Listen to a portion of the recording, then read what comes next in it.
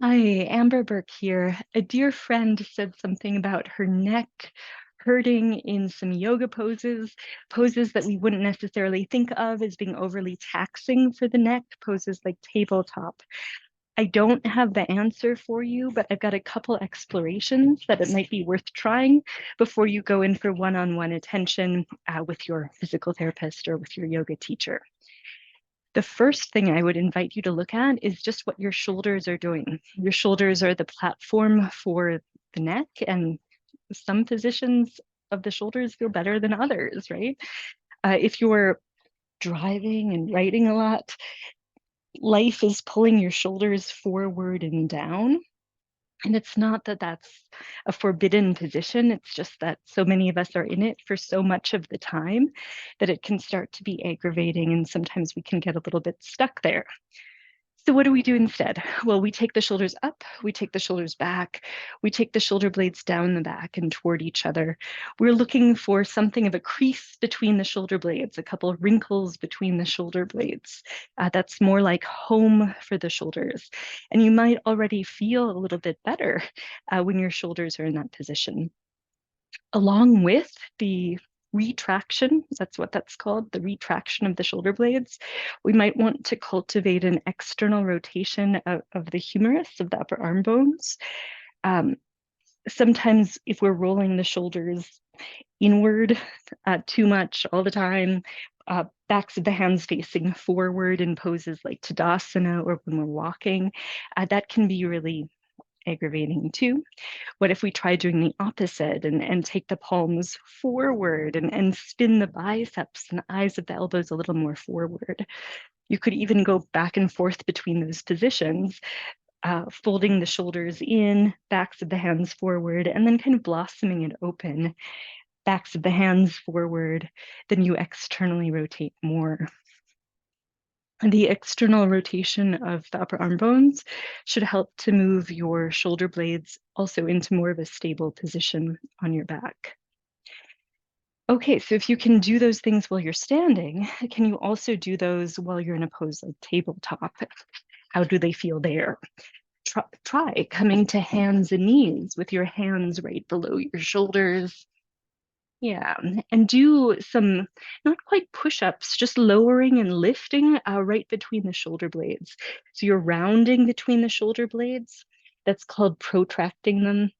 And then you're retracting them more, moving your shoulder blades closer to the spine.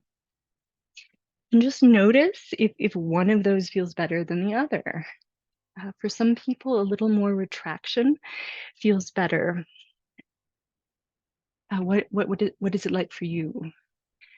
And then try paying some attention to your arms. Are they rolling inward with the eyes of the elbows turning to face each other?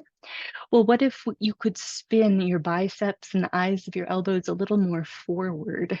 You're looking for the eyes of the elbows to more or less face toward the space between your index finger and your thumb. If that feels better, that's something you'd also want to work on in a pose like lizard. So notice if you've got your left foot forward, your hands down inside your left foot, you might find that you have to protract your shoulder blades quite a bit to get into this position. And maybe the shoulders are even beginning to, maybe the upper arm bones around it are internally rotating a bit. Simply coming up on two blocks and putting two blocks on their highest setting here, simply coming up on two blocks might help you to position your shoulders in a way that feels better. Maybe that's a little more retraction. Maybe that's a little bit more external rotation of your upper arm bones. Okay, so that stuff was exploration one. More retraction, more external rotation of the shoulders, of the upper arms. Exploration two is just to look at where your head is in space.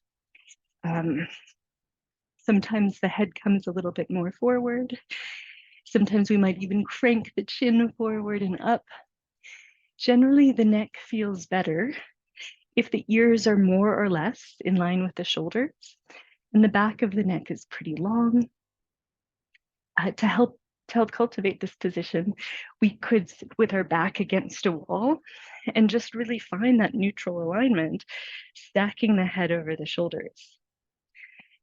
Some people also find mindful chin tucking helpful, placing a finger or two on the chin, moving the chin forward and back, chin forward and back, and even some gentle nodding can help open up the space where the back of your neck meets your skull.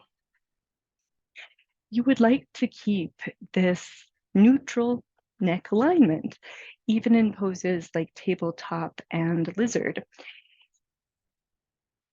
For instance, in tabletop, it's possible that the chin is cranking its way forward or that the head is dipping down. Can you find a happy medium here? Imagine that there is a stick on your back. That stick touches your bottom, that stick touches your spine between your shoulder blades, and that stick touches the back of your head. Okay, that's what I got. See if it helps. I hope it does.